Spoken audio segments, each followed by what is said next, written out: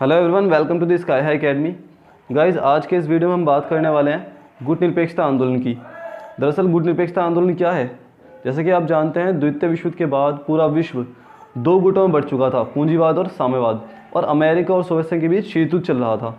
तो ऐसे में एशिया और अफ्रीका के नव स्वतंत्र देश मतलब है जो नए नए आज़ाद देश थे, जिसमें भारत भी था। ये जो नए नए आज़ाद देश थे, ये अपनी आज़ादी को खोना नहीं चाहते थे। इन्हें ये डर था कि अगर ये अमेरिका या सोवियत संघ का समर्थन करेंगे तो ये दोबारा से गुलाम बन जाएंगे। इसीलिए इन देशों ने 1961 में बेलग्रेड, जो कि यूगोस्लाविया की राजधानी है, वहाँ पर एक सम्मेलन किया जिसे कहा गया बेलग्रेड शिखर सम्मेलन। इस सम्मेलन में गुट निरपेक्षता आंदोलन की स्थापना की गई। इस सम्मेलन में 25 राष्ट्र और 3 राज्यों के पर्यवेक्षकों ने हिस्सा लिया, मतलब 25 देशों ने इस सम्मेलन में हिस्सा लिया। इस सम्मेलन में जिन देशों ने जो देश शामिल हुए, उन्हें कुछ महत्वपूर्ण शर्तों का पालन करना था।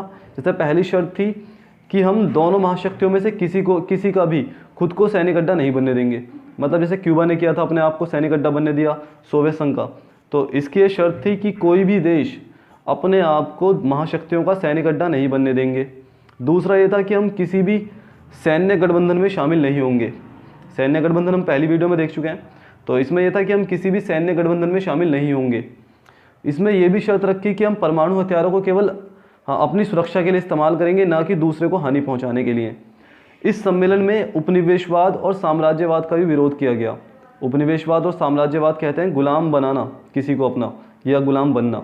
तो इस सम्मेलन में ये कहा गया कि ना तो हम किसी को गुलाम बनाएंगे किसी देश को, और ना ही किसी देश के गुलाम हम खुद बनेंगे।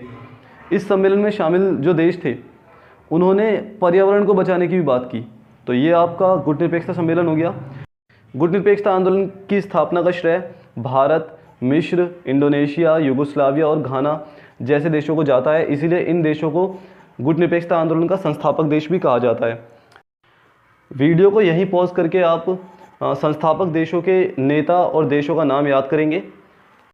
अब गुट निरपेक्षता को लेकर एक और प्रश्न उठता है कि चलो, शीत युद्ध के दौर में इन देशों ने अपने आप को अमेरिका या सोवियत संघ के बीच जो होड़ लगी हुई थी उससे अलग रखने के लिए ये आंदोलन बनाया, लेकिन आज के टाइम में तो एक महाशक्ति खत्म हो चुका है। तो आज के टाइम में इस आंदोलन की हमें ज़रूरत है या नहीं? हमें इसकी प्रासंगिकता आज भी क्यों है? हमें आज भी क्यों चाहिए? तो दरअसल हम कह सकते हैं कि गुट निरपेक्षता आंदोलन आज भी बहुत महत्वपूर्ण है, क्योंकि अगर महत्वपूर्ण नहीं होता तो इसके सदस्यों की संख्या बढ़ती नहीं, घटती।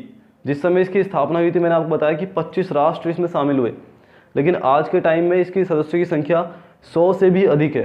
तो इसका मतलब है कि ये जो संगठन था, ये बहुत महत्वपूर्ण है आज भी, इसीलिए इसके सदस्य बढ़ते जा रहे हैं, इसके मेंबर बढ़ते जा रहे हैं।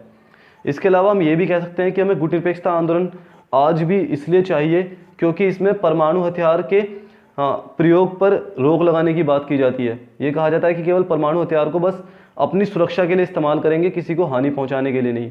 इसके अलावा हम ये भी कह सकते हैं कि गुट निरपेक्षता आंदोलन को आज भी हमें इसलिए चाहिए क्योंकि ये उपनिवेशवाद का विरोध करता है, गुलाम बनाने का विरोध करता है। तो इन कारणों की वजह से गुट निरपेक्षता आंदोलन आज भी महत्वपूर्ण है।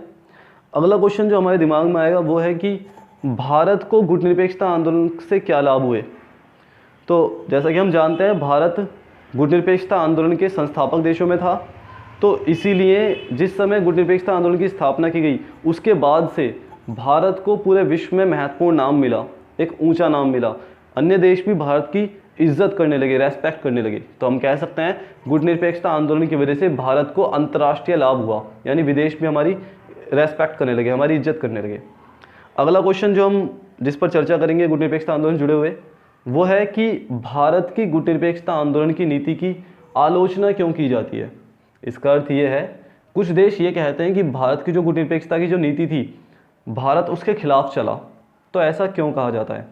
दरअसल हुआ क्या, भारत ने गुट निरपेक्षता आंदोलन में पहले तो हिस्सा लिया, उसका संस्थापक बना, और ये कहा कि हम दोनों महाशक्तियों में से किसी का भी ना तो समर्थन करेंगे ना ही विरोध करेंगे। लेकिन हुआ क्या, 1971 में 1971 में सोवियत संघ के साथ मैत्री संधि कर ली, मतलब मित्रता कर ली। तो इसीलिए भारत की इस नीति का विरोध किया जाता है कि एक और तो भारत ने गुट निरपेक्षता की नीति अपनाई और दूसरी ओर सोवियत संघ से दोस्ती कर ली। आई होप आपको समझ में आया हो। अब नेक्स्ट वीडियो में मिलते हैं, तब तक के लिए goodbye, have a nice day.